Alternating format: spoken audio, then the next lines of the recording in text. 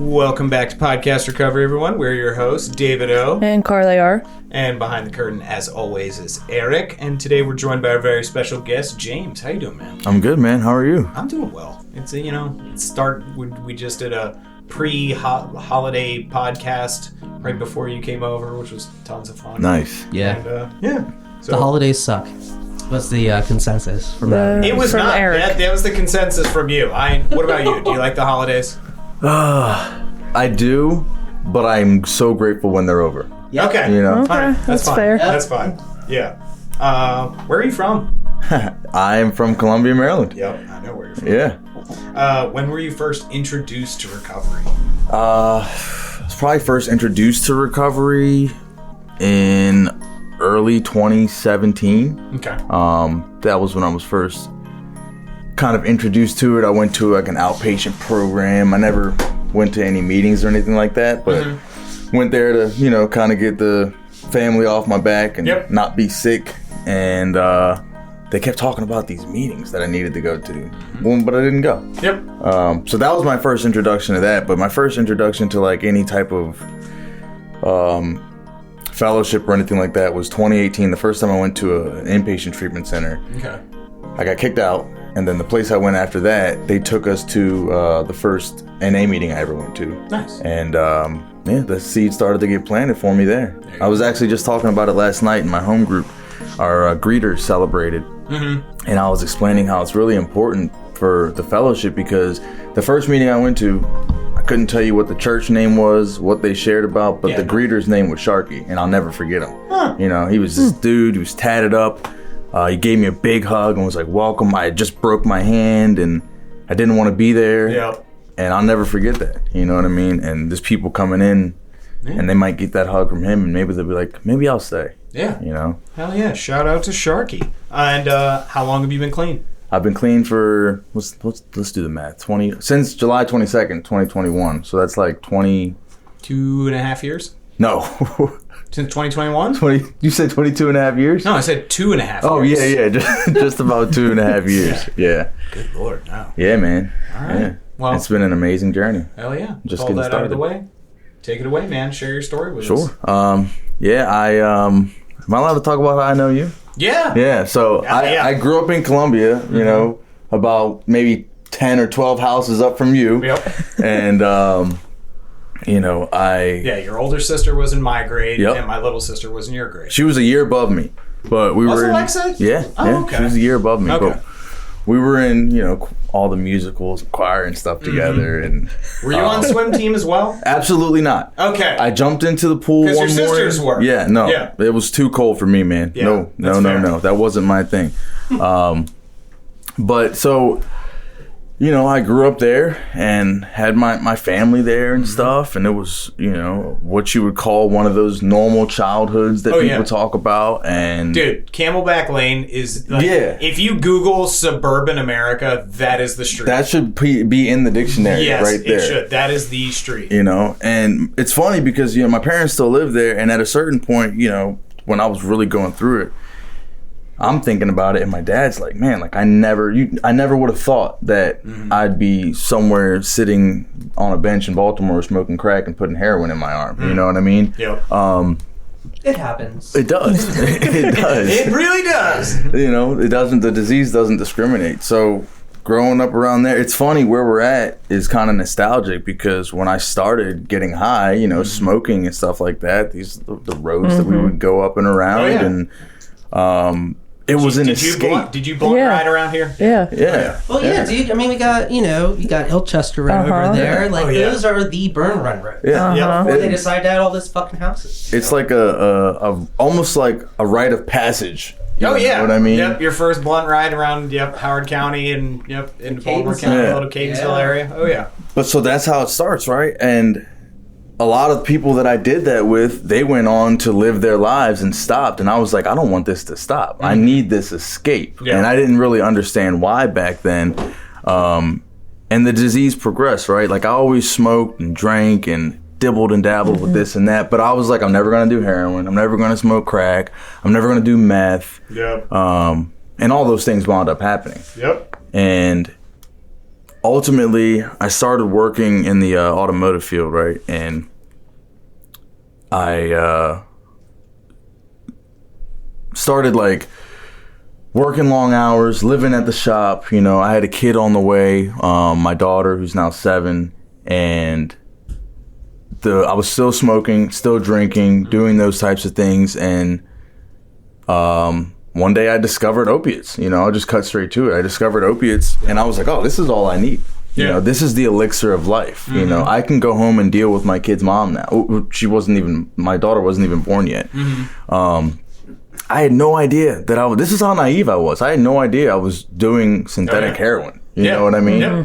In my mind, I was like, oh, this is from the doctor, you know, all that type of stuff. Am I taking it as prescribed? No. Am I even prescribed it? No. Absolutely not. But that doesn't matter, you know, because, and this is a recurring theme in my story, like, James is different. James is special. Like, these rules don't apply to me. You know how it goes. Yep. So ultimately, I started doing that, and I experienced my first withdrawal.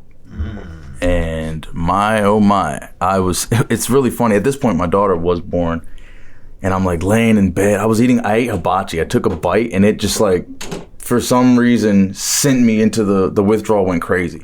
So I go lay down, and I'm like shivering and shaking, and I'm like, I think I got the flu. My girlfriend's like, your temperature is 98.6. I was like, oh, okay, well, something's wrong. And after a day and a half, I was like, maybe if I get some of these pills, I'll feel better.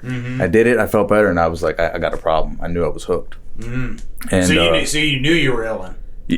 Once I did it, once you cured the sickness, you were like, oh shit. You know, and it's funny too, because we have all this technology. At no point before I started doing it was I was like, let me Google this and see what I'm putting in my body. This motherfucker, the king of fucking nerd using. He knew everything he was using at all times. Well, after that, I did the research before. And then I would see all of the harm I was potentially going to do and be like, oh, this is great. Yeah. This is what I want to do. You know, which is insanity. No, my research was with my fucking nose. Yeah, that's a bad move, dude. Why is it a bad move? Yeah, you don't we're know still what's here, going dude. in your nose. That was the fun of it. It was called cocaine, and I did a lot of Oh man, yeah. So you're researching shit. Yeah. So I started doing that, but it got to the point where I really couldn't function without it, and the shit was expensive. You know, I was like, man, fuck this. And I still wanted to take care of my family. I wanted to have this outward appearance that James had it all together. You know what I mean? Like, my family was good, my job was good, I was healthy. Lo and behold, like, at home, it was a nightmare. I couldn't go home if I did not have something in my system, I would not go home. Oh yeah. I would ignore my responsibilities as a father, as a boyfriend, as anything, you know. All I was going to do was make sure I could work. Oops, I shouldn't hit the table. was work and make sure I could get the next one. So eventually, you know, and it's funny looking back now after doing some step work. You know, I worked the NA program, and I used to blame everything on my daughter's mom. I'm like, it's funny. I remember this argument we were having where she was like, I think you need some help. And indirectly, she was saying I should probably go to rehab. And in my head, I'm like, no, you're like a crazy psychopath. I'm like, I think you need to like go be committed somewhere. And it's hilarious now because I'm like, James, you were absolutely insane. Yeah. Like, so, you know, everything came out. I wound up, what really happened was I stole my mom's laptop and hacked it and pawned it. Ooh. And my parents on that street, Camelback Lane, I was coming home one day because at this point, my girlfriend kicked me out. Yep. And rightfully so, right? Yeah. And I'm staying with my parents. You know, my dad's whole shed is in front of the pawn shop. Yeah. Everything that I could take was there. And my dad. Did your parents know anything was going on? Oh shit, I did too. If you asked me then, I was like, nah, I'm like the best at this. They have no clue. But when my dad cut me off, I was coming up the street. And my dad cut me off and walked up to my car and was like, give me the pawn ticket for the laptop and the camera. I was like, he was like, I know where it is. It's where everything in my shed is. And I was like, oh, so you know about that. Mm-hmm. And they sat me down and were like, what the hell's going on? Mm-hmm. And I was like, look, I got a problem. I need some help. Mm-hmm. And I really didn't want help. Yeah. But I'd been found out. Yeah. You know what I mean? And I didn't know the correlation between alcoholism and addiction. Like, they're the same thing, right? The disease is the same thing. Yep. But I knew that alcoholism ran in my family. It's just a liquid drug. Yeah. Yep. Exactly. And, before that, I guess I should have touched on that before. When I was 19, like, I was an alcoholic. I drank all day, every day. I couldn't get out of bed without it. But I was like, if I just put this down and smoke weed and do other stuff, and then, I'll be fine. I didn't know there was a correlation. I didn't know I was trying to fill some void. Do you want to ask it? Drinking? No? What was your first drink? Bacardi Limon I stole out of my parents' freezer. Ooh. Yeah. Okay. All right. That's not so bad. That's not better. It's funny because I would do it. I didn't know my sister was doing it too, and she was the one putting water back in it, and it froze. Wait, which sister? The sister that was in my grade? Angela. No. Yeah. We laugh about it now.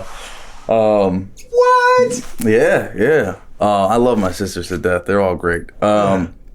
So I was like, all right, yeah, I'll just stick to the drugs, which I didn't know were the same thing. So in this moment, like my grandfather's brother died from alcohol poisoning. I knew my aunt died from alcohol poisoning. Yeah. Wow. Yeah. Like I never even met him. He died when I was really little.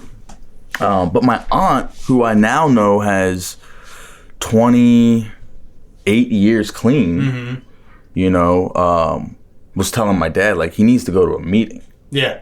And I'm like, yo, I need drugs. Yeah. What are you talking? I'm sick. Yeah. And it didn't click. So, but I didn't want the help. Yeah. So fast forward, I go to this outpatient place. I get on, maintenance, and they're telling me to go to these meetings. I'm not going. I start smoking weed again. I'm skirting the drug tests, and then I complete that program. Excuse me, but afterwards, they were like, these last few drug tests. I called them because I was like, I need another script of Suboxone. Okay. They were like, well, you can come back as a patient, but we're not going to continue you. Like, we know you were getting high. You've been found out. So what did I do? I went back and got the pills. Yeah. And, I was off to the races again and had no concept of what I was doing, really. Yeah. I was just feeding the addiction. And that lasted for only so long. And I got worse and worse and worse. And that's when my dad, who is like Superman to me, right? He took the day off from work and sat and called like every treatment center probably from here to I don't even know how far, and was like, look, I got you in this place, you're going. And I was like, all right, cool. I just didn't want to be sick. Where was it? Where'd you go? I went to Ashley. Woo! I went to Ashley. Well, you'll like the rest of the story then. Well, so I went to Ashley, and then the day I got off Suboxone there, we went to an outside meeting, and I knocked this kid out on the bus, and that's how I broke my hand. So I got kicked out. He probably deserved it then, right? He did. But see, the story I would always tell was he smacked me in the back of the head, so I turned around and cold cocked him, which is true. But the backstory is he was kicking my chair on the bus. Was he 5? And I grabbed his ankle and dragged him down the bus. And I was like, if you do this again, I'm going to knock you out. Yep. And then he smacked me. So we both got kicked out. But I got to own up to my part of it. Yeah. So that's why there are now cameras in every vehicle that Ashley has. All right. Yeah. We'll call that the James rule. Yeah. So I got kicked out of there, went to another place in Bel Air, MRP, and that's where I went to that first meeting. Okay. That's where I went to that first in-person meeting. That was an NA meeting. The other meeting at Ashley was another meeting, but that first NA meeting is where I was like, oh, this is what they're talking about. Mm-hmm. So I left there, came home, started going to meetings, right? Like I completed the other program. I was clean, not on maintenance. I showed up, went to, started meeting people, started meeting a lot of people that are still a part of my network today. And I was going to meetings. I had a little service position. I had a sponsor by name. I would go to special events, but I'd never picked up that step work. Mm-hmm. I never wanted to look in the mirror. I was just glad that I wasn't hurting anymore. I got the things back. I got another job. Mm-hmm. I got a car. I was seeing my kid. Yep. I was allowed at my family's house.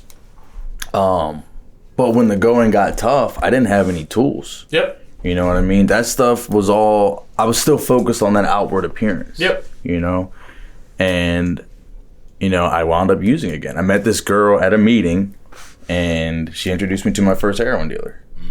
And I'm not blaming her. I'm just saying, me going to talk to her for all the wrong reasons. When she wound up using, I was like, man, what the heck? You know what I mean? Like, my life's not going to get any worse. This is cheaper.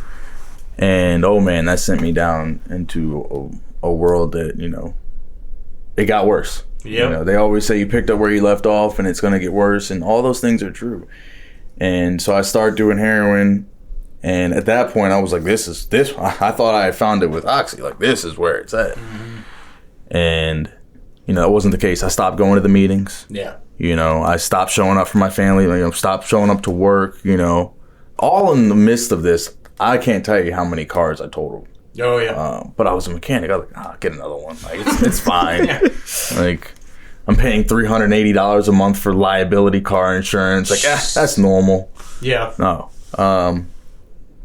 So I'm trying to fast forward a little bit to get to, my actual recovery. But I did that same cycle on and off, right? Yeah. I would go to a treatment center. I went to Ashley again. This time I stayed there. One of the guys there met me up in front and was like, "You going to behave yourself this time?" I said, "Yep." He said, "All right. And here's a disciplinary thing for you to sign. Like, if you make one wrong move, you're out." Yeah. So I went, we all know, like, that's a great treatment center, right? But as time goes on, at this point, I'm not 26 anymore. I'm not on my mom's insurance, and I can't keep a job. So, like, I've been to great treatment centers. I've been to, treatment centers that are not the best. But the same thing, the thing that didn't change at any of them I went to was that I wasn't ready to get help. Yeah. I know people that have strong recovery that I really look up to that never went to treatment or went to not the best treatment center. You know what I mean? Eric, that stuff doesn't matter. Does jail count as treatment? Absolutely. All right, sweet. Absolutely. I would treat me, you guys. Absolutely. A lot of times. I mean, I guess it's a detox in a way, right? Oh, yeah. That's for fuck sure. So I'm going to these recovery houses when I get out because I'm not allowed at home anymore. I'm seeing my kid less and less. And I stayed in living in recovery a couple of times, and Jess kicked me out both times, rightfully so. Yep. I was sharing one time a few months ago, and I was like, oh, I don't know if she knew that. Like, I was like smoking crack in the basement. I was faking my drug test, and then at one point for the last time, she was like, I came home on like Christmas Eve, and they were like, you have to take a drug test, and I finessed it. The next day, she was like, or the day after Christmas, she was like, James, you have to leave. I know you're getting high. Like, I don't care what you say. You have to leave. And I was like, no. She was right, though. Yeah. So all that said, there were a couple times where I was homeless, whether I was living in my car or I had no car and I'm living in Baltimore, like in an abandonmenium, like thinking it's cool. Yeah. I'm like, oh, this is great. Everyone's going to leave me alone. I don't have to worry about anything. And that shit's not cool. Nope. My sponsor and I joke about it. He's like, man, who's your sponsor? Steve H. Okay. Yeah. He's like, I was friends with rats. At one point I was homeless in Colombia. People were like, that can't be that bad. I'm like, I did not have shelter. Yeah. I slept under a pine tree. Pine trees don't protect you from rain. No. I found that out. I slept behind a hotel. Not in the hotel, like I slept behind it.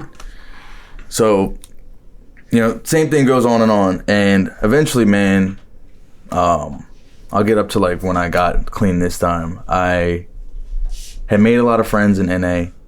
I'd lost a lot of friends in NA. At this point, I'm an IV addict.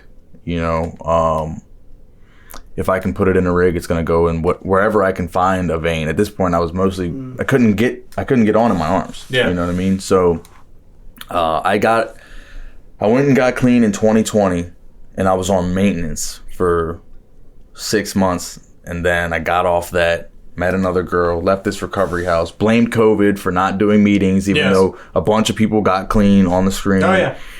And moved in with this girl. Clean on the screen. Yeah, it's pretty catchy. It's a good, catchy ass saying. And I start drinking again. A week later, I'm smoking crack. A week after that, I got a needle back in me.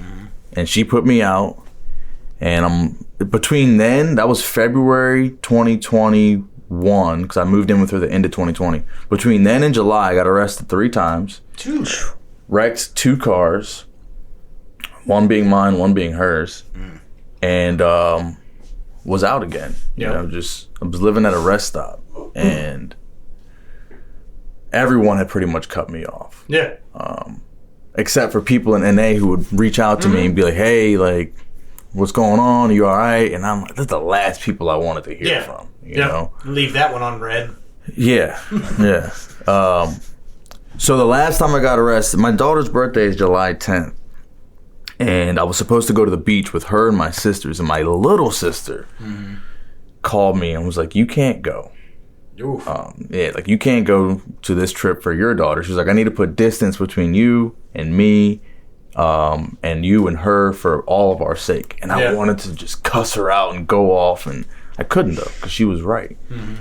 And so I met with my daughter at like a smoothie shop for like an hour on her birthday, and then I went and proceeded to use. Yeah. 5 days later, state trooper arrests me at the rest stop, and for what? He saw me tying off. He crept up behind me, and I was tying off, and I had a rig in my mouth, and then I saw him, and I was like, oh!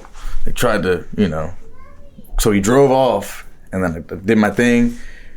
And then he like parked way back there and just like snuck up and walked up. I know exactly what that cop was thinking. He was like, he's going to be a lot easier to deal with after he's done. But so that was at like 9 o'clock. I had a lot of shit on me. Yeah. And I tried to, I was fucked up. So my hiding skills were far gone. So it was literally in my pocket. Yeah. And he took me, I got to jail at 11 something. And by the time I saw the commissioner at 3, I was throwing up in a trash can. Yeah. Like, I was so sick. And they didn't impound my car, which was cool. He was like, I'll leave it here at the rest stop. But I'm walking back down 95, and this is funny now, but it really wasn't then. And I'm sick. So it's like, but it's July 15th. It's like 105 degrees.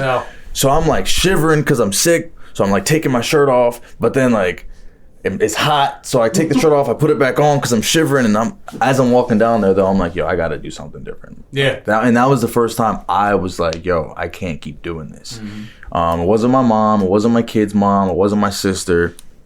So I made a call, and I made a couple calls, and I was like, yo, I got to go get help. I need to get into treatment, something. Yep. And I made a call to Ashley, and I was like, dude, can you ask these 2 people, like, if I can come back, like, do you guys have any scholarships? And they were like, no, we don't have any more. And that's when I was like, can you ask these 2 people? The next day she called me and she was like, I don't know how, but she was like, you got a scholarship.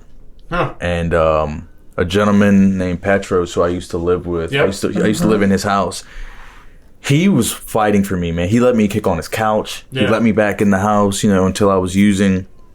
And you got to pay incidentals when you go on a scholarship. And my mom wasn't going to do it, and Petros paid it for me. Ooh. And I went in there, and every time I go in there, man, I'm like, yeah, I know the counselors, I know what they're going to serve for breakfast this day, I can recite the little, but why Steak do night I on keep Thursdays. Yeah. Give me that French toast with the apple compote, oh my god, why do I keep winding back up here though? Yeah. So I went in there and I shut the fuck up. Yep. And I was like, let me just listen. Once I couldn't even walk. Like, I was so sick. After the first week, I got out there, and I was like, let me just listen. And I was like, whatever you guys tell me to do, I'm going to do it. Yep. And once I started to get a little bit of a clear head, I was like, all I want to do is get out and get to a meeting and start doing some step work. Because that's the one thing I haven't done. Yeah. So they were like, yo, when you leave here, this is where we think you should go. And I was like, cool, I'll go. Yep. I'm not going to the place where I get all my privileges because that doesn't work, because I used to have to do it my way. Like, oh, I can't have my phone, I can't have my car. Like, I have to take care of my daughter, who I've been neglecting in Baltimore while I'm getting high. Yeah. But that's what I'm going to tell them, So they were like, you're going here, you can't have a phone for this long, a car for this long, you got to, it's really strict. I was like, cool, send me. Yep. And I went there. I got there August 21st. 2021, and I stayed there for a year. I stayed in that house for a year, and like the way everything worked out was crazy. Like, we had to go to meetings, we had to get our slip signed, we had to be actively doing work with our sponsor. So there was that, extra accountability. Yep. But I also was willing. I was like, I really want to get better. You know what I mean? And the day I got there, I got served with custody papers. My daughter, her mom wanted full physical and legal custody. Yeah. And the guy at the house was like, "Oh, you can't do anything about that right now." He's like, "All you can do is control what you can." And I'm like, in my head, I'm like, "You're flipping shit." Yeah, absolutely. You know, I mean, I broke down. I lost my shit. But at the same time, I had enough, I guess, I don't know the word, insight to know, like, damn, she's not wrong for this. She's put up with this for a long time. Like, the writing's been on the wall. Like, at this point, she's got to protect herself and our daughter. And so I just went in there and got busy. Like, I went to what's now my home group. And after, like, being at the house for a week, and my sponsor was celebrating. And I had met my sponsor years before, but I would never call him. Yeah. I was like, yo, I liked his car, I liked his shoes. But then I started listening to what he said, and I was like, oh, I vibe with this guy. And I asked him to sponsor me. And he was like, yo, you've been here? Like, we're not going to do this whole song and dance. Like, you need to get started on your step work. And he got me writing, like, right away.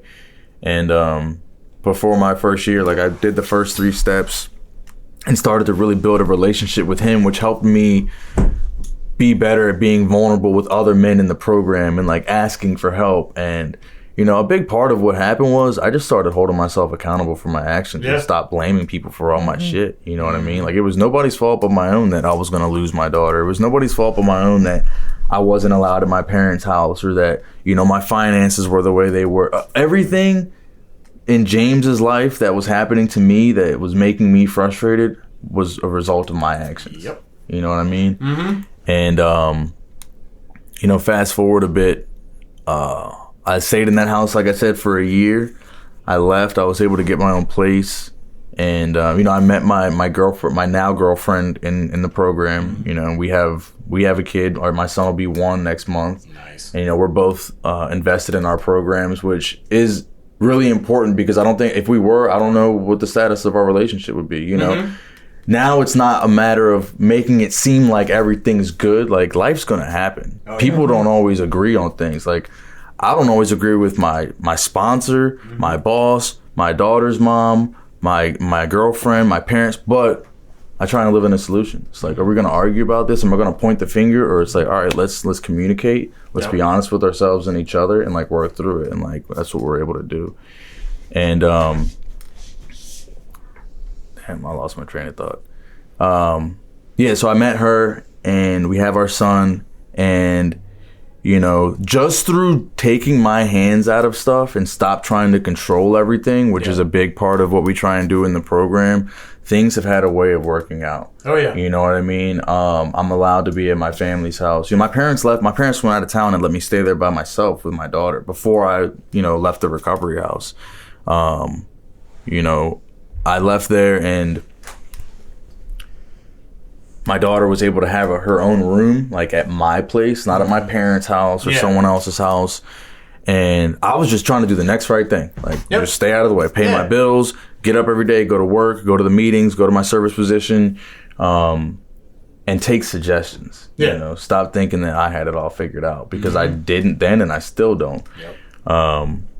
And, you know, so fast forward to today, you know, my daughter's mom actually reached out to me this summer and was like, hey, pretty much, she was like, the schools where you live are better. You know, if you want to, like, look into an alternative, you know, I'm open-minded to it. So my daughter lives with me now, full time. Nice. And she goes to school out here. And let me tell you, it is, I would not trade it for anything in the world. It is difficult. Oh, yeah. You know what I mean? Because I went from being the dad that is trying to make it look like, you know, we live this great life and, like, I'm doing this and that, and to being like, wait, I have to raise you. Yeah. You know, I can't just take you wherever. I can't just do whatever you want to do. Like, I have to raise you as a human being. And it's challenging, right? But it's one of the most important jobs, if not the most important job that I have, is raising my kids. And I'm only able to do it because of working this program and taking suggestions from people, because when I need help with something, I ask someone in the program who's, like, got more time clean and been through the situation, and they're like, yo, this is my suggestion, or this is what I wouldn't do. And I'm able to ask for that help now. You know what I mean? Because before, I wasn't asking anybody for help on anything. Like, I got this. You know what I mean? And that's all, like, through working the program, like, I can humble myself and be like, I don't know how to do this. Yeah. Can you help me, please? Yeah. You know what I mean? Or I was wrong. You know, I went about this the wrong way. Can you please help show me the right way? And it's not always easy. But when I go to bed every night, I'm like, man, I did the best I could today. I didn't hurt anybody intentionally. And you can actually go to sleep. Yeah, exactly. And actually stay asleep. Yeah. You know? Oh, yeah. So, yeah, and like that's where we're at today. I don't... All right. Yeah, man, we got some questions for you. Carly, would you like to go first? Sure. Since you just finished talking a lot about suggestions, what do you think's the most valuable suggestion you've been given? Ooh, that's tough. I mean, it's simple yet tough. That's a great first question. Can it be like a tidbit of advice or just it can be advice. I want to answer that too. Actually, no, I know mine. Herb told me, don't believe everything you think. And that was huge in early recovery. He was like, because your mind is not your fucking friend. That's where the fucking problem is. And just don't believe everything you think. So I was like, okay. Yep, got it. My brain just like exploded with that question. You should just ask it all nonchalant. So what's the most... She's never asked that question I've before. never asked that question. That's a fantastic fucking question. What about you, Eric? What's the best? Ask the question again. Yeah, ask it again. I was Most valuable suggestion you've been given, or a piece of advice that you've taken. You know what? Actually, and this is kind of one of those cliche things, but it never made sense to me until now. You don't have to use even when you want to. Yeah. Because I never understood that. You know, when I'm trying to get clean, I'm like, I have to use. Yeah. Mm-hmm. And when I first get clean, I'm like, no, using's out of the question. But then when it creeps up on you and it's like, that might be a good idea. It's like, no, I don't have to do that anymore. Nope. I feel like that's kind of a cop-out answer, honestly. No. But I don't think there is any cop-out because answer. I've gotten so many good suggestions. Oh, yeah. But that one like because one that sticks with you. Yeah. Hell yeah. Yeah. What about you, Carly? The cliche of put the bat down. Oh, yeah. Oh, yeah. Put the bat down, like stop beating yourself up. Oh, yeah. Yeah. Because that's my biggest problem in any aspect of life is that I'm so hard on myself and I will beat myself down into the ground until like I can't even function. You need to lock your bat into a different fucking area code. You need to lock it in like a magic you'll put it trunk down. at Like I've Hogwarts. seen you through years. Yes, you've certainly learned to put it down. But then it's still right there. You'll and pick it right the fuck back up. Yeah. What about you, Eric? Real quick. Just break it in half. Get rid of it. Suggestions? Yeah, get rid of it. Yeah. Nothing? I Any? hate suggestions. Tim never told you anything good. No, Tim told me great stuff, you know. I don't know if I was listening. I don't know, man. I hate cliches. You know that. Well, it doesn't have to be a It cliche. doesn't have to be a cliche. It's just any But something that's stuck with you that maybe just sits in the back of your mind that... Yeah, don't bump fentanyl. How about that one? That's a great one. I think it's one. don't smoke fentanyl. You know. Don't do anything with fentanyl. Don't do anything with it. Yeah. I don't know, man. That's hard for me. Yeah. All right. Well, when do you think of it? It's a hard question. Let me add to mine, honestly, because another one, the more I think about it, is just give yourself a chance. Oh, yeah. Because I never gave myself a chance before. Fuck no. You know what I mean? No. And like there are times where things come up and I'm like, you know, I don't know if I want to do this. I don't know how I feel about this. But then I'm like, you know what? The people that have been carrying me through haven't steered me in the wrong direction. Let me give myself a chance. Oh, you yeah. know what I mean? And also... I have one. Okay. Hold on. Stop the record, everyone. Yeah. So, wait until tomorrow to use. Ooh, that's a good I one. love that one. That is, I always that is a forget good about one. that Use one. tomorrow. Yeah, use tomorrow. If you Just just use say tomorrow. that every day, I'll use tomorrow. Like, oh, you're having a bad day? Well, you know, I know you want to use now, but just wait until tomorrow. Yeah. You know? And if you say that every day, then tomorrow never happens. But yeah, one of the last one, and then I'll go to my question. Herb told me, because like when you're in early recovery, when we're in addiction, we're like, hey, take this. No questions asked. We take it. But then we're in recovery and we're like, here, take this. And it's like, why? Right. The fuck we want to ask questions. And like in early recovery, Herb literally sat me down and he was like, there is no possible way I could fuck up your life more than the way you fucked up your life. And I was like, God damn. He was like, if I did to you what you did to you, they would put me in jail. Yeah. And I was like, oh, that's a good point. Oh, yeah. It was an amazing point. He was like, nobody in this program is going to fuck up your life more than you already have. Yeah. And I was like, damn, that's it. Because it's very true. And like, yeah. Damn, yeah. People would be locked up. Yeah. If I did to you what you did to you, oh man, I'd be in jail. Over with. I'd be in jail. Over with. Yeah, it's crazy. Let me add to that. Sorry, real quick too, just because that's such an amazing question. Two things my sponsor always tells me. He told me this when I was going in for the first hearing for the custody thing. He said, as long as you stay clean and do the work, this is the worst it will get. Ooh. And he wasn't wrong. It's been almost 2.5 years, and he's not wrong. Things have happened, but I do not feel as I did then. Things are not getting worse. And the other thing he reminds me is we're just getting started.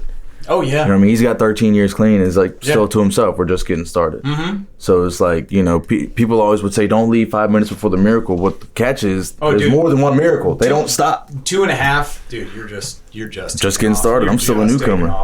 All right. I'm going to go back to your super suburban roots. Okay.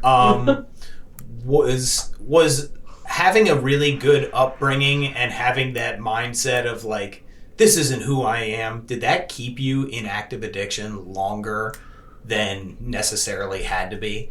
You mean this isn't who I am as far as like knowing where I came from? Yeah. Like no. Okay. Because I don't know, but I think no, because when I was really caught up in it, I believed that's who I was. I was like, I didn't belong in that little suburban neighborhood. Okay. Like, you know what I mean? I was like that, and that was part of it. You became a totally different animal. 100%. Okay. 100%. And it wasn't until I got clean and started doing the work that I started to embrace really like. Yeah. I hate the saying like the man I was always supposed to be, but like I'm just finding out like who I was capable of being. You know what I mean? Because all those good things about me, that's a better way to phrase it. I just ignored that. Yeah. You know, I was like, that's not me. I didn't give that side of me a chance. I was creating these other parts of me that I wanted you to believe. Yeah. You know what I mean? And running with that, you know. But nah, I think maybe coming up like that and wanting something different. Yeah. You know, or thinking I wanted something different kept me in active addiction. But no. Yeah, because for me, like I knew I came from a good area and a reasonably good family and everything, and the fact that I wasn't being that person that I was capable of being added a level of shame and guilt to me. Yeah, that just revolved the cycle for me. Maybe subconsciously, yeah, but like I think once I hit a certain point, I was like, oh no, yeah, like I said, this is what I'm supposed to be doing. James on the block now, bitch. Exactly. Exactly. Like I was like, oh, this is my own family doesn't even know me. Like this is who I was supposed to be. It's like no, man. Yeah. No, you were sadly mistaken, my friend. Yeah. All right, what you got, Carly? Tell us about young David. Oh God. Hey, you are I think this is so look, you are not on my 4-step list. Young David was the biggest hype man for the neighborhood. I mean, whether it was swim team, the high school. I wasn't even on the swim team. Yeah, look, he's got the high school hat on. I can see David being a hype man. I mean, it was not abnormal for me to ride my bike. I have an Oakland Mills tattoo, bro. Yes, you do. Yeah, you do. Oh yeah, 100%. It was not abnormal for me to ride my bike up the street and see him in full body paint. For the Oakland Mills games? For that, or the Ravens, or whatever. For the Oakland Mills games? Fucking right, dude. But you know what's funny? So one day I'm walking home, and David was really playful. Oh my God, I remember this. I know exactly what you're going to say. This is one of the most embarrassing moments of my life. Yes, Keep going. I'm walking home, and I have no idea what he's doing, but he just like runs up to me and is like, and intends to pretend. Okay. He tries to pretend to hit me with this wrench, but the socket fell off of the wrench, so the socket hit him in the head. And I was like, fuck! And I grab him up. I'm like, oh my God, I'm so sorry. I'm so sorry. He's like, what the fuck, bro? And I'm like, my mom's inside. She's a nurse. We'll fix you up. Your mom was so pissed at you. She was so fucking mad. So pissed. I was just like, I had a socket wrench in my hand, and I'm like, I'm just fucking with him. He's my boy. I'm like, I'm gonna hit you there. It's a socket wrench. Socket flies off. Hits him right in the head. I was like, God. I was so pissed for a little bit, but By the time I got home, I was like, this was actually my fear with this podcast. I was thinking about it yesterday. I was like, I gotta bring it up. Dude, in my mind, I was like, he doesn't remember that shit. No, I remember. Little do you know, that's what started it. That's what made dude, he got high because of that. No, I was got already high because of that we soccer were already wrench. getting started then. My mom was pissed, but I was like, nah, Mom, it's cool. Like, I know it was an accident. Yeah. Oh my Somebody else, I might have been like, yeah, we're gonna go fucking kill this guy. Yeah. But I was so mortified, dude. it's funny because as I grew up, and then like when I first, because before I stayed clean up until this point, I saw you in a meeting. Yeah. And I was like, oh, cool. It was like 5 or 6 years ago. Yeah. And I was like, so when I see you now, sometimes I think, and I'm like, damn, if I had used with him, like, I'm like, damn, that would have been a great time. But then I'm like, we probably would have died. Yeah, you know what I mean? That would have been bad. But I got nothing bad to say about David, man. He was the hype man. He was the hype man. I mean, and when he left the school, we carried on that tradition very well, I think, especially for the basketball team. Oh, dude, I was a savage. Dude. I was a fucking savage with the basketball team. What? Yeah. Oh, yeah, I was a savage, dude. Like, I was like a Duke level fan for our basketball team. Oakland Mills High School? Hell yeah, Absolutely. dude. Hell yeah, dude. I mean, because we're the small community of Columbia. Like, we're the misfits of Columbia. Yep. That's always been we have the only Section 8 housing in all of you Howard guys County. I think Longreach does. I think they do now. Yeah. But at the time, yeah, like we're the poorest, smallest high school in the whole county, and we fucking knew it. And every other high school made us fucking know it. Yep. Oh, I bet they did, yeah. So if we were we were good at something, we were gonna run with it. Oh hell yeah! And yeah, when our football team, when our soccer team, when our whenever we were champions, we fucking let you know. Yeah. Yeah, or even if we were doing remotely good, like we were gonna. Oh hell yeah! It was to the point that in my senior year, and it's a tight knit community. Oh it really yeah, is. and it still is. Oh yeah, it still is. Why is there a Stay Puft Marshmallow Man on the basketball court? What? I'm looking at just different things from your guys' school. There's a YouTube video of a Stay Puft Marshmallow Man dancing on the Oakland Mills basketball court. I don't know. We'll have to look at that after the. You gotta do some research. Are there that you? pictures of you, David, painted in the Oakland Mills colors? I'm sure there are. I'm sure on the book face there are. Yeah. On the what? The book face? Facebook? If that's what you want to call it. The book face? Yeah, they're out there somewhere. But no, David was great. David is great, but always a joy to be around. A lot of fun. If David was there, it was going to be a pumped up situation. Oh yeah. And I would just want to shout out to your sister. She carried that as well. Oh, Alexa's fucking bonds. Yeah, dude. She is nuts. All right. All right. Something you talked about quite a bit, but you never weighed them against each other. The importance of inward recovery versus outward recovery. Mm-hmm. I thought you were about to say make me weigh my son versus my daughter. I was like, dude, God, what? This just took a twist. No. If you had asked me that question anytime before this, time of being clean, I would have either lied or made something up. But what I've learned and am still learning is me doing the work, the inward work, shows outwardly without any attempt. Yes. And I know that because of people that will be people like Jack. I mean, I can give him a shout out, right? Absolutely. We've had him on the podcast Jack multiple times. Yeah. I've known Jack since I first tried to start getting clean, right? And obviously I know Jessica, but we try not to put people on pedestals, but Jack is I shot dope for 30 years. Yeah.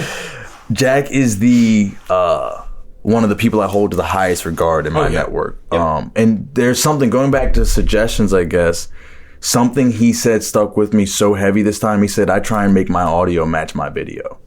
Ooh. And I was like, damn, that was such a profound statement. And I look up to him and appreciate him so much because he does that. Oh, yeah. Right?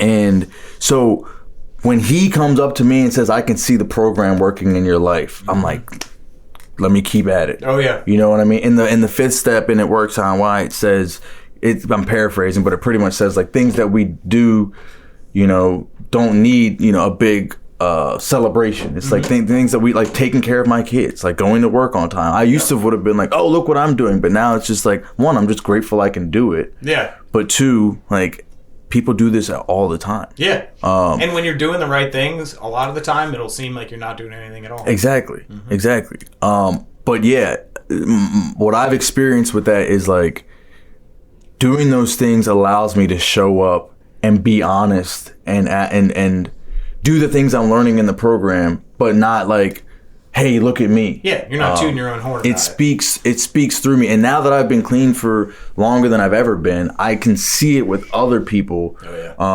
And now I'm that's what people are talking about. So I think, like everyone says, it's an inside job.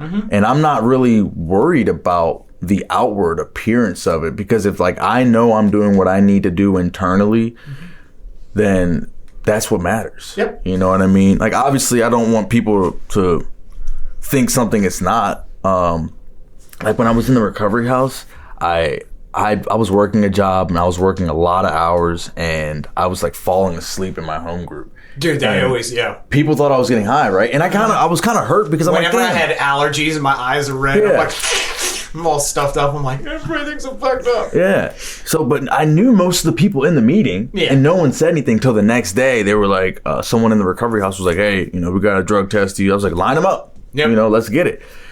And at first I was like, how could they do this to me? But then I'm like, all of you all have seen me high in meetings. I nodded out in that meeting, they seen me high in meetings. So, like, I don't hold that against them. If anything, they were concerned. But I knew in that moment, I was like, it doesn't matter what they think. I know that I'm clean and that I'm working my program, and like that will the truth will come out in the wash. Yeah. Yep. I guess what I'm saying is like I'm not pressed on showing outwardly what my recovery looks like. Yep. I might for support of my sponsees or something to like give them a boost, like, hey, look, like this is what happened. This is the because the material stuff and this and that, it does mean something, but it doesn't mean anything. If anything, it's like... Yeah, it's just like, I think it's more of just like, it's a show of what's possible. Exactly, exactly. And the only way that stuff is possible for me is by staying clean and doing the work and showing up. Yep. So, what you got, Carly? So you said your daughter's now 7. Yep. Right? Your son's 1. He'll be 1 in like 3 weeks. Okay. So you Wait, what day? The 22nd, 11/22. Oh, okay.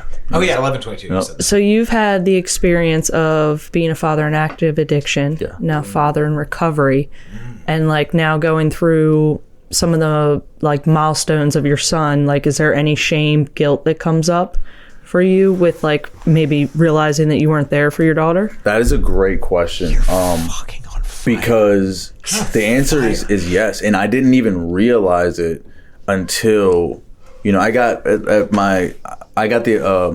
opportunity to take time off when my son was born, and there are things that I'm watching him grow, and it really hit me. I was like, damn, I really realized how much I missed with my daughter. There was, and I had to talk about it. I had to talk to my sponsor about it, because my sponsor's been a parent. He has a daughter, but he's been clean the whole time. So I had to talk to some other parents who were kind of had been through the same thing, and I talked to my girlfriend about it too, because I'm like, damn, like it really hurt, and I can't get that time back. But what it also did for me was gave me just a bigger, even more appreciation for her mother, because I understand. I'm like, damn, you were doing all of this by yourself. Even if I was in the house, like I'm downstairs with the dog getting high. Yeah, you know what I mean. So there was a bit of, I guess, guilt and shame. Like there was a bit of regret. Yeah. But by asking for suggestions on the matter and not wallowing in it, one person told me, they were like, you're doing the best you can today, and like because we had been talking about me making the transition into like raising her and not just being the cool dad that does whatever you want. And he was like, that's what's important now. He was like, the fact that you're acknowledging this and admitting like you were not there when I used to say I was is important. But now you live in the solution. But yeah, I one day, maybe like 4 or 5 months ago, it really hit me, and I was like, holy shit, I missed a lot. And there's still stuff that I realized that there's still stuff that I'm going to experience with my son that I did not experience with my daughter, you know. Damn. It kind of fucked me up for about a week, you know, and it was difficult, you know. But like I said, I'm grateful that I can identify that. That's living in an 8th, 9th, and a 10th step, though. Yeah, and I'm not there yet. I'm on 6, but it's that's a really good question. It's funny because, like I said, that just happened not long ago, and someone told me, they're like, it's gonna happen again. You know, you're gonna see other things happen. Yeah.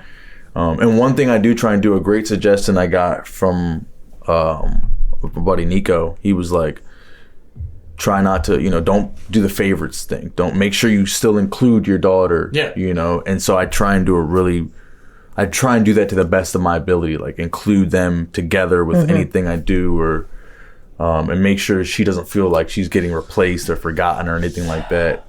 But yeah, there's a lot of stuff that I missed, and I definitely felt a way about it. Yeah. I've accepted it now. So I have a question with your daughter, and this is probably a question more around her perspective. So, like, you have a son who's 1 and your daughter's 7. Do you think your daughter has any resentment towards you? Maybe subconsciously. Like, about some of the things you might have missed, you know, not being there for holidays, as shitty as holidays are, as we discussed earlier. But, I mean, like, do you think it's repairable? And do you think, like, your daughter is aware of it yet? I definitely think she's aware of it. I do my best to not cut any cards with her. I mean, she comes to meetings with me. She knows what step work is. She knows what drugs are. You know, you let her know what's up. 100%. Good. You didn't lie and say, like, Daddy was in the army. No, like man, let me tell you something. She came to visit me in treatment. She was like 3. And, you know, they would say Daddy's going to the doctor, you know, for a month or whatever. And I explained it to her at that point. I was like, Daddy's got an allergy, you know, to certain medications. And like, when I take them, I get really sick. So I broke that down to her. Then I had to go back to rehab. And I was like, you know that medicine Daddy told you that I'm allergic to? She was like, yeah. I was like, well, I took it again. And she was like, well, why'd you do it?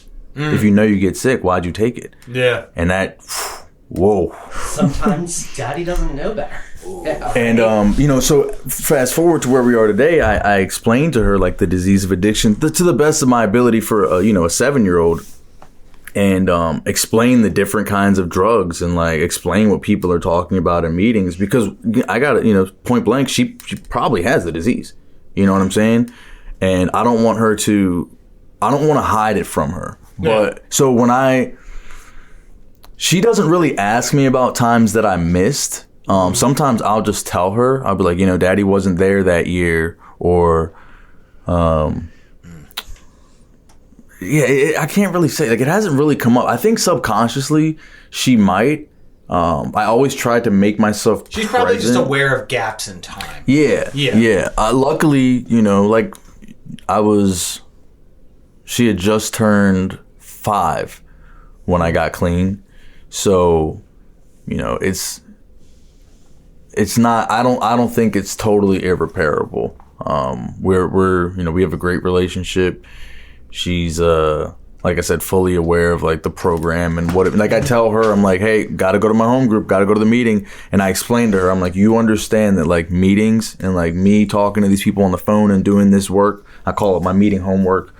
Like, you understand, like, that's the only reason we get to have this. That's the only reason, like, Daddy gets to be here for you. And she's like, yes, she knows how important it is. So she, you know, I own my mistakes. There are some things she'll ask about, and I'll be like, I'll explain that a little more when you're older. You know, just because, and not even to hide it from her, it's just because knowing her, I'm like, I don't think she can comprehend that now. So I'll, like, break it down and be like, I'll elaborate more. But, you know, I felt kind of, sheltered to some extent when I was a kid, and I don't want that to be her. Like, I didn't know my aunt's been clean for 28 years from crack, and like I had no idea until I was smoking crack. Right. I'm like, damn. Right. You know? Why'd you stop doing this shit? But yeah, I don't think so. I think our relationship is headed in the right direction, and then, you know, me being able to own my mistakes, and you know, I still make mistakes with her today. 2 days ago, I had to apologize to her because, you know, I did not like the way I spoke to her, and I saw it impacted her. So I sat her down and was like, look, you know, because she point blank just is choosing not to follow directions right now. I mean, she is on one. Oh, I'm looking forward to that. Oh man, just wait. But I also have to take into consideration she's got in a new school, she's in a new home. You know, she's living with me now. I'm not being the do whatever you want dad anymore, but you know, because I want to raise her, you know, to have manners and be respectful and understand that she's not always going to get what she wants when she wants it. And I kind of snapped at her, and I was like, look, I'm sorry. I apologize for the way I spoke to you. Like, that wasn't okay. I was like, Daddy got upset, but that doesn't justify me talking to you like that. And like, we can talk on that level. Yeah. And then like get to the issue and be like, but, you know, you cannot do this. Yeah. And so I think just me keeping the lines of communication open with her, and, you know, owning my mistakes with her and answering her questions, you know, is helping with all that. Yeah. All right, my final question. So, you know, you just talked about, and this question just came up. You talked about not really knowing that and sort of being sheltered. Yeah. We are all children of the DARE program. Yeah. I got DARE and SAFE. What the hell is SAFE? That's what they switched it to. Like, I was very upset because DARE had the song. SAFE was lame. DARE had a song? Fuck? You don't do drugs, A won't have an attitude. R, I will respect myself, and E, I will educate. You didn't know the DARE song? Dude, I did not. I did not. DARE had a song. No. That's amazing. Yeah. I'm so glad we have that on and there. They didn't teach us anything. No. It was a complete failure. Teach us totally anything. Complete failure. So you have a 7-year-old who in 5 years could be potentially going through DARE or SAFE. Yeah. So how do you think we as a culture, as a country, can change drug awareness, resistance, education to really be practical and effective for kids? So I'm going to answer that based off of how it was presented to us. I don't know how they do it today, but I felt like, being an adult now and going through it, I felt like they gave us the bare bones edition and were like, didn't really try. And it didn't even make sense. Exactly. It was very disjunct. So if I were to try and do something like that today, I would say, for one, understand first off how much access these kids have and how smart they are. Yeah. All right. And if there's one thing I didn't like and my daughter doesn't like, is one, being lied to, or like making it seem like, you know, we don't know what's going on right in front of us. You know what I mean? So if you're like, oh, this is heroin, this is that, they're gonna go on their phone and be like, nah, that's not what you told me. You know what I mean? So just being transparent with them, and telling them, don't just be like, hey, don't do cocaine. It's gonna be bad for you. It can kill you. Like, break it down. Like, tell them, like, hey, if you do cocaine, it's gonna probably be great the first time if you survive. Yeah. But this is what's gonna happen. Do you like your teeth? Because they're gonna get fucked up. Tell them, because then when they try it, they're like, oh, they lied to me. This stuff's great. But then when you tell them, like, yeah, this is what it's supposed to, like, my old sponsor used to say, drugs do exactly what they're designed to do. They fuck you up. Oh, and I have another piece of advice. You know, if you tell them, like, this is what can happen, but it's highly addictive, it's going to change the wiring in your brain, and this is what can happen, will happen in the long run, then it's not just scaring them, then you're giving them some facts, like, hey, look, this is the timeline of this, you know, and it doesn't matter how strong you are or who you think you are, like, the brain, the drugs are more powerful than you.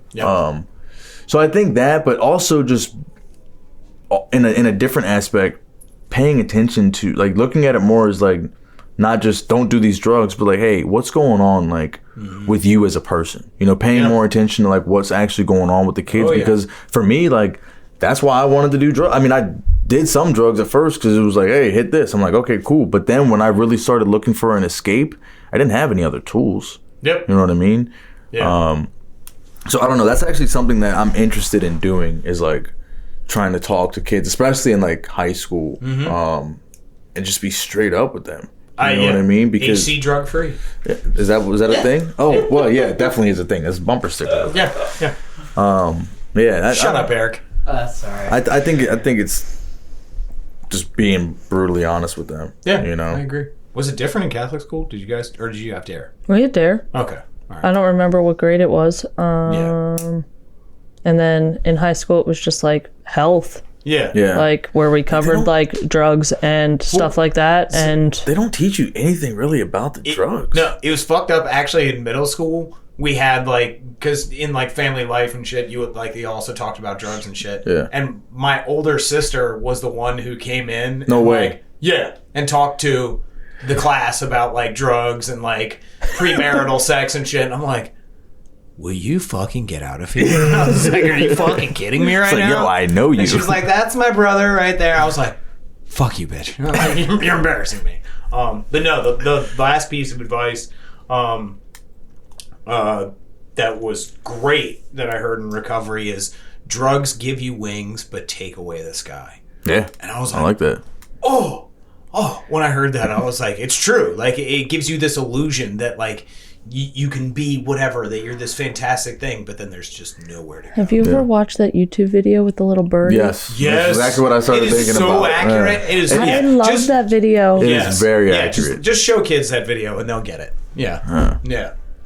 All right. Anybody else? Last questions? Final thoughts?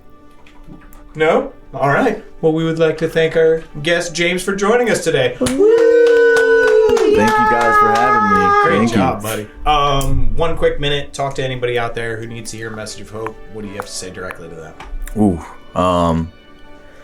Give yourself a chance.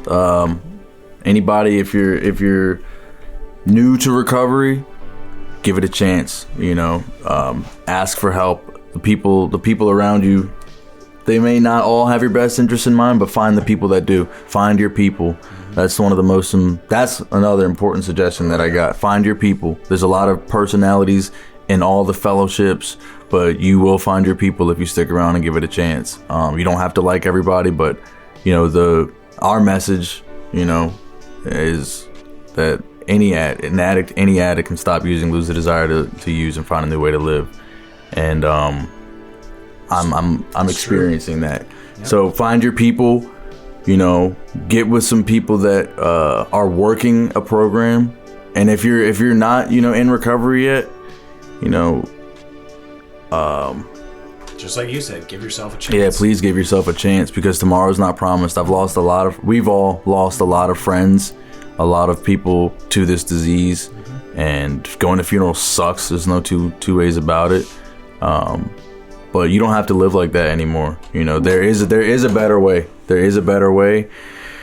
And, you know, on my worst days, when I thought that this was the end for me, like I'm gonna die a junkie, like in a corner in Baltimore, like my life is amazing today, and we're just getting started. So, all right, perfect.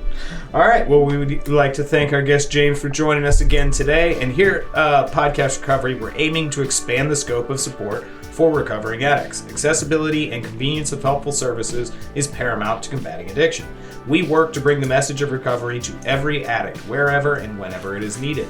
We believe that a powerful voice of recovery should be obtainable, practical, and at the touch of a button.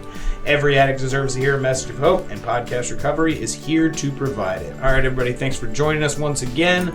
Go to all our social media outlets to find us: Twitter, Instagram, Facebook. More information about us, podcastrecovery.com. Come join our Patreon to help keep the mics on, but also we are actually going to start donating to the Baltimore Helping Up mission to, you know, expand our, you know, support in the community and everything. That's a new thing that's happening, so good for us. But yeah, and you guys can be a part of that, but most importantly, everybody out there, if Carly would help me, stay safe and stay clean.